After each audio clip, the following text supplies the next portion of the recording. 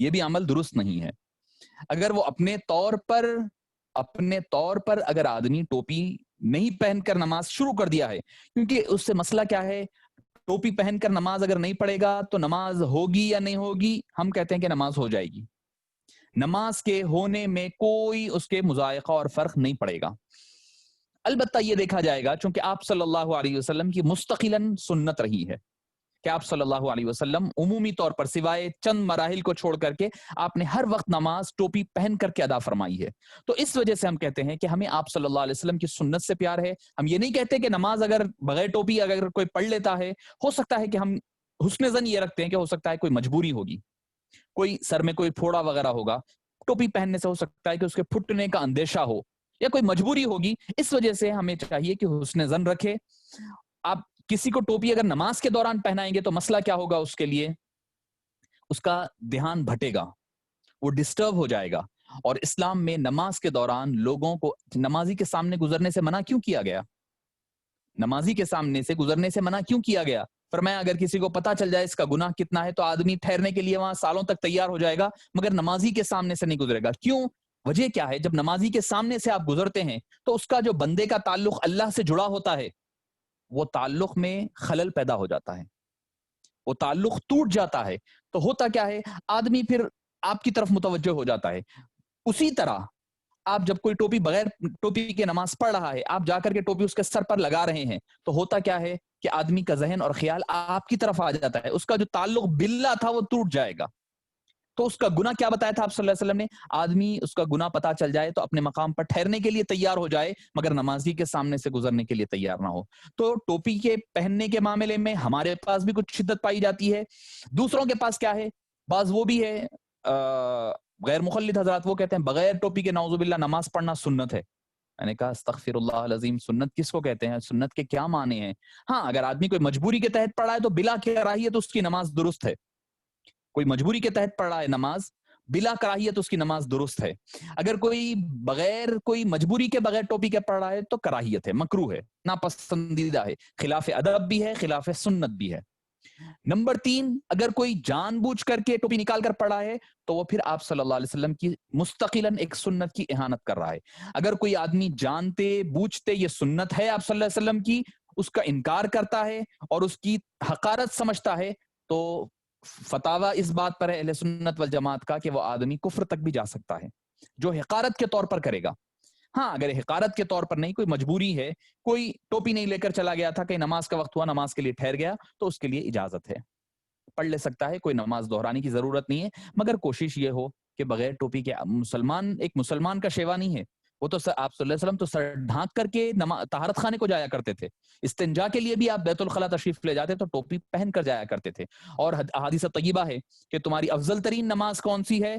کہ تم جو 4 کپڑوں میں پڑھو، قمیص ہے، تہبند ہے، شلوار ہے اور اپنا امامہ ہے. چاروں ائمہ کے نزدیک یہی ہے کہ سب مانتے ہیں، اہل حدیث علماء بھی یہ مانتے ہیں کہ بہترین نماز یہ ہے جو امامے کے ساتھ ادا کی جائے. امامہ کون؟ علامہ ناصر الدین البانی. وہ خود کہتے ہیں کہ میں کیا دیکھتا ہوں، چونکہ وہ مصر میں جا کر رہ گئے تھے، انہوں نے کہا کہ میں مصر میں لوگوں کو یہ دیکھتا ہوں کہ تنے آسانی کے لیے یہ سمجھتے ہیں کہ یہ سنت ہے سمجھ کر کے ٹوپی نکال کر کے نماز پڑھتے ہیں. وہ کہتے ہیں کہ یہ اس چیز کو بدلنا چاہیے، یہ بالکل سنت نہیں ہے بلکہ یہ خلاف سنت ہے، چونکہ آپ صلی اللہ علیہ وسلم کی مستقلاً سنت امامے کے ساتھ نماز پڑھنا ہے. تو بات آئی ستر عورت کی، تو میں آپ کے گوشے گزار ٹوپی کے حوالے سے اور کپڑوں کے حوالے سے بھی عرض کر دیا. تو نماز میں ایسے کپڑے پہنے، ایسی کپڑے پہن کر کے نماز پڑھیں جو ایک ادب والے، تعظیم والے، اچھے سے اچھا عمدہ لباس پہن کر کے نماز ادا کرے. کیونکہ آپ احکم الحاکمین کی بارگاہ میں ٹھہر رہے ہیں تو لباس اچھا ہو، عطر لگائیں، عطر لگا کر کے نماز پڑھیں، اس کی زیادہ ثواب ہے. اب آئیے خواتین کا ستر عورت کیا ہے کہ چونکہ حرہ کا لفظ استعمال ہوا ہے، چونکہ یہاں پر ہمارے پاس کوئی باندیوں کا دور تو ہے نہیں، تو اس خاتون کے لیے کل جسم، سارا جسم سر سے لے کر پیر تک، سوائے اس کا چہرہ کتنا؟ جتنا ہم وضو میں دھوتے ہیں. خواتین کے لیے کیا ہے ستر عورت؟ پیشانی کے بال سے لے کر تھوڑی کے نیچے تک، ایک کان کی لو سے دوسرے کان کی لو تک، یہ چہرہ ہوا اس کا. اور دونوں ہاتھ ہتھیلیوں سوائے اس کا چہرہ، ہتھیلیوں اور قدم کے، یہ سارا جسم اس کا ستر عورت میں شامل ہے۔ نمبر 1 چہرہ، نمبر 2 دونوں ہاتھ، دونوں ہتھیلیاں ہاتھ، اور اس کے علاوہ دونوں پیر، دونوں پیر۔ پیروں میں بھی کیا؟ ٹخنے چھپے ہوئے رہیں عورتوں کے، عورتوں کے ٹخنے چھپے ہوئے رہنا ضروری ہے، ٹخنے بھی ستر عورت میں شامل ہیں۔ اکثر عورتیں معافی کے ساتھ، میں مطلب کوئی اس اعتبار سے نہیں، کیونکہ مسائل بھی آتے ہیں، ہم سے پوچھا جاتا ہے، مثال کے طور پر وہ اوڑنی وغیرہ اوڑھ لیتے ہیں، بلکہ ان کے ایون یہاں تک کہ پیچھے جو لٹکے ہوئے بال ہوتے ہیں وہ بال بھی ستر عورت میں شامل ہے۔ اگر وہ لٹکے ہوئے کھلی چوٹی ان کی پیچھے سے بال اوڑھنے اوڑھنے کے بعد نظر آ رہی ہے تو ان کی نماز نہیں ہو رہی۔ یہ وضاحت کے ساتھ میں آپ کو کلیئر بتا رہا ہوں، جو خواتین سن رہے ہیں وہ بھی، اور جو خواتین مرد حضرات سن رہے ہیں وہ اپنی خواتین کو بتائیں کہ اگر آپ کی چوٹی پیچھے سے لٹک رہی ہے جو اوڑھنی کے باہر ہے تو آپ کی نماز نہیں ہو رہی ہے۔ اچھا، کتنا ستر عورت آپ کا اگر کھل جائے، مثال کے طور پر ستر عورت کسی کا کھل جائے تو فقہا فرماتے ہیں 1/4 اگر آپ کا کھل گیا، 1/4 کھل جائے تو آپ کی نماز فاسد ہو گئی۔ 1/4 کیسا اندازہ لگائیں گے؟ مثال کے طور پر یہ ایک عضو ہے میرا، ایک ہاتھ میرا مثال کے طور پر اتنا ہے، اس کو میں 4 حصوں میں بانٹوں گا، 1 2 3 4، یہ میرا 4 حصے ہو گیا ہاتھ کا۔ اگر ایک پارٹ میرے ایک ہاتھ کا 1/4 کتنی دیر؟ ایک رکن کرنے کی مقدار۔ ایک رکن کی مقدار کیا ہوتی؟ 3 مرتبہ سبحان اللہ کہنا۔ اگر 3 مرتبہ سبحان اللہ کہنے کی مقدار میرے گھٹنے ہٹ جائے تو میری نماز نہیں ہوئی۔ عورتوں کے کان ستر عورت میں شامل ہے، عورتوں کی گردن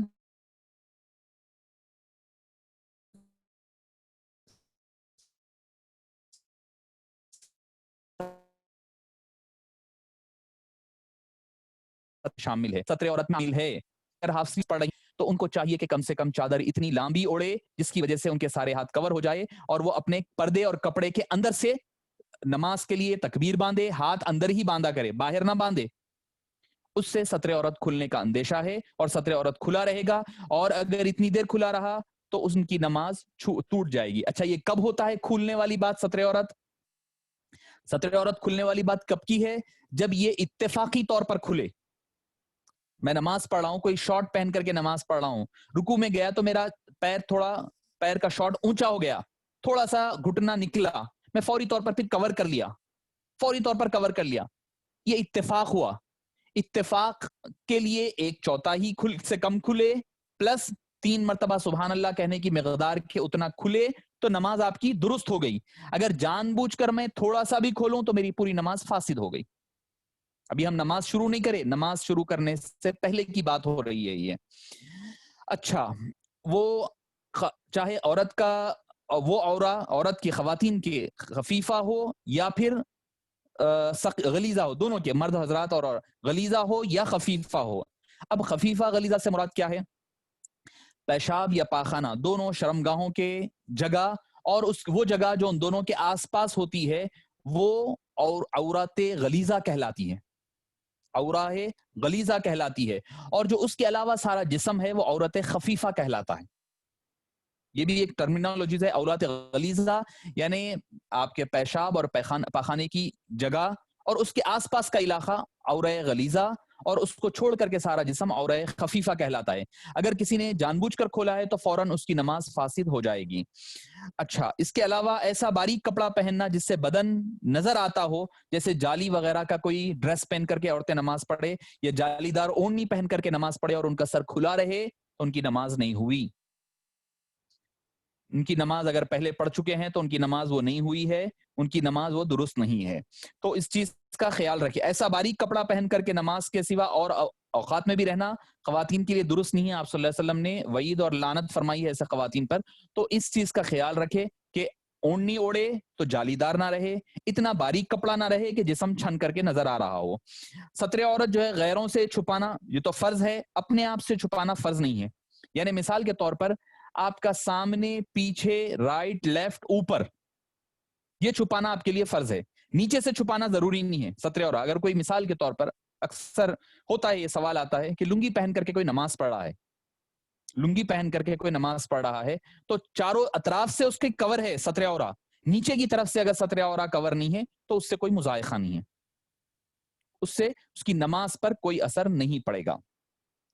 میں سمجھتا ہوں کہ شاید ہمارے عشاء کا ٹائم بھی ہو گیا ہے، اور ابھی تو ہم صرف 4 شرائط پر ہی اپنی گفتگو مکمل کرے ہیں، تو میں سمجھتا ہوں کہ یہاں تک ہم روکتے ہیں۔ اگر کوئی سوالات وغیرہ ہے تو سوالات کا سیشن ایک 5-10 منٹ کے لیے رکھ کر کے ختم کر لیں گے، تاکہ پھر استقبال قبلہ ہے، پھر نیت کرنا اور نماز کا وقت ہونا، تو یہ شاید ہو سکتا ہے کہ زیادہ طویل چلا جائے گا۔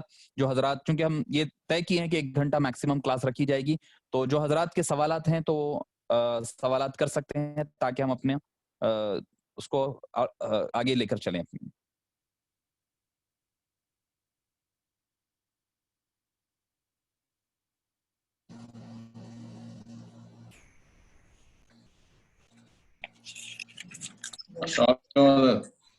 جی وعلیکم السلام ورحمۃ اللہ وبرکاتہ۔ یہ ابھی آپ جو ذکر کرے اکثر کبھی گھر میں جو ہے یہ جو لباس پہنتے ہیں خاص جی لوگ لنگی وغیرہ، تو اس میں انڈر ویئر ضروری ہے پڑھنے کے لیے؟ ضروری نہیں ہے، نہیں ضروری نہیں ہے، کیونکہ اس لیے کہہ رہا ہوں میں، اسی لیے میں نے کہا کہ سطر عورت سامنے سے، پیچھے سے، رائٹ لیفٹ اوپر سے کور ہونا ضروری ہے۔ سطر عورت کا اگر لنگی کے اندر انڈر ویئر بغیر پہننے کے بھی نماز پڑھے تو نماز ہو جائے گی، اس کے لیے ضروری نہیں ہے۔ اسی لیے میں نے کہا نیچے کی طرف چھپانا ضروری نہیں ہے۔ جی جی صحیح، کیونکہ احرام میں بھی جی جی جی بالکل بالکل، اس کا کوئی اعتبار نہیں ہے، چاہے وہ مرد حضرات ہو یا خواتین ہو، ہر دو کے لیے یہ ضروری نہیں ہے کہ نیچے سے سطر عورت چھپا ہوا رہے، یہ ضروری نہیں ہے۔ اچھا شکریہ۔ السلام علیکم ورحمۃ اللہ وبرکاتہ۔ جی وعلیکم السلام ورحمۃ اللہ وبرکاتہ۔ جی خیریت ہے جناب؟ الحمدللہ۔ ابھی ہم لوگ جیسا کہ سطر نیچے کے حصے کی جو بات کر رہے تھے، ہم وضو کرتے وقت ہمارے گھٹنے اگر سے دکھ رہے ہیں تو کیا ہمارا وضو قائم رہے گا یا پھر سے ہو جائے گا، ہو جائے گا۔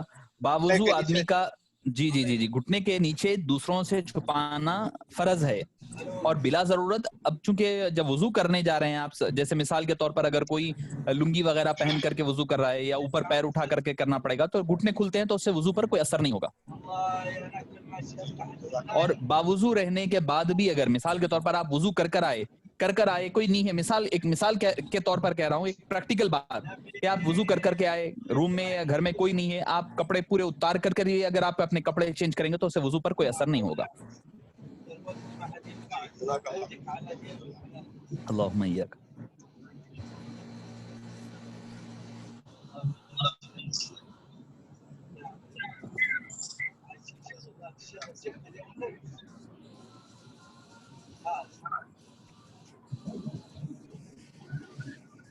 السلام علیکم بھائی۔ جی وعلیکم السلام ورحمۃ اللہ وبرکاتہ۔ بھائی اکثر ہے نا جالی والی ٹوپی جیسا کریشیا کی ٹوپی پہن کر نماز پڑھتے ہیں، جی تو کیا وہ اس کی اجازت ہے؟ مینس ویسا پڑھ سکتے ہیں؟ بے ادبی میں تو نہیں آئے گا؟ نہیں ویسا کوئی اس میں بے ادبی نہیں ہوگی، اس میں مرد حضرات کے لیے نہیں ہے، وہ جالی والی بات میں نے خواتین کے لیے کہی ہے۔ جالی والی اگر ٹوپی وغیرہ آدمی پہنتا ہے تو اس سے کوئی اس کی نماز پر کوئی اثر نہیں پڑے گا اور کوئی مضائقہ نہیں ہے۔ بہت شکریہ، جزاک اللہ خیر۔ اللہم جی۔ السلام علیکم۔ جی وعلیکم السلام ورحمۃ اللہ وبرکاتہ۔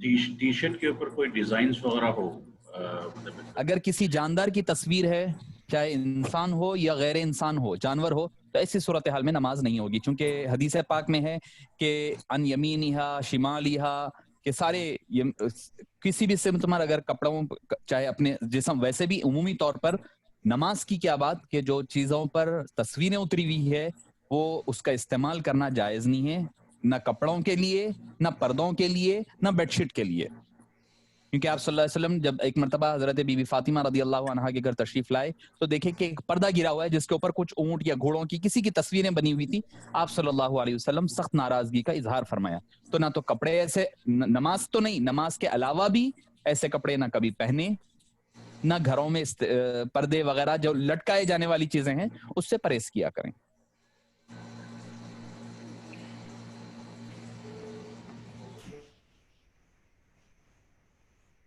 جزاک اللہ خیر، دعا فرمائیے۔ الحمدللہ رب العالمین والصلاة والسلام علی سید الانبیاء والمرسلین نبينا وقدوتنا محمدا الأمين عليه الصلاة والتسليم وعلى آله وصحبه البررة أجمعين. اللهم اجعل جمعنا هذا جمعا مرحوما ولا تجعل منا شقيا ولا محروما. آتنا من لدنك رحمة وهيئ لنا من أمرنا رشدا. ربنا اغفر لنا معاصينا وتفضل برحمة فينا. سبقت رحمتي على غضبي قلت فرحا بالسيد العربي وبأصحابه وعترته حافظ شرعه وسنته وسهل يا إلهي كل صعب بحرمت السید الابرار ساحل. اے باری تعالیٰ یہ جو کچھ ہم کوشش کر رہے ہیں باری تعالیٰ علم دین سیکھنے سکھانے کی، باری تعالیٰ اس کو قبول فرما اور اس کو ہمیں عمل پیرا ہونے کی توفیق نصیب فرما. اے پاک پروردگار، اے باری تعالیٰ جو کچھ سنا اور کہا گیا اس کو قبول فرما، کہنے والے کو کہنے سے زیادہ اور سننے والے کو سننے سے زیادہ عمل کی توفیق نصیب فرما.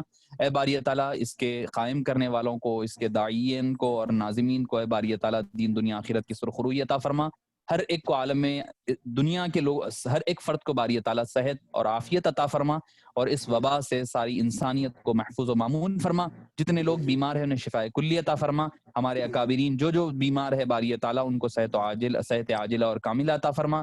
خصوصیت کے ساتھ حضرت کاظم پاشا مدت فیوزہ کے بارے میں اطلاع رہی ہے کہ بھئی سخت علیل ہے، اللہ تعالیٰ حضرت کو صحت عاجلہ اور کاملہ عطا فرما. جو اے باری تعالیٰ اس وبا میں مبتلا ہے ان کو صحت عاجلہ اور کاملہ نصیب فرما. وصلی اللہ تعالی وسلم علی خیر خلقہ سیدنا محمد وآلہ وصحبہ اجمعین والحمد للہ رب العالمین.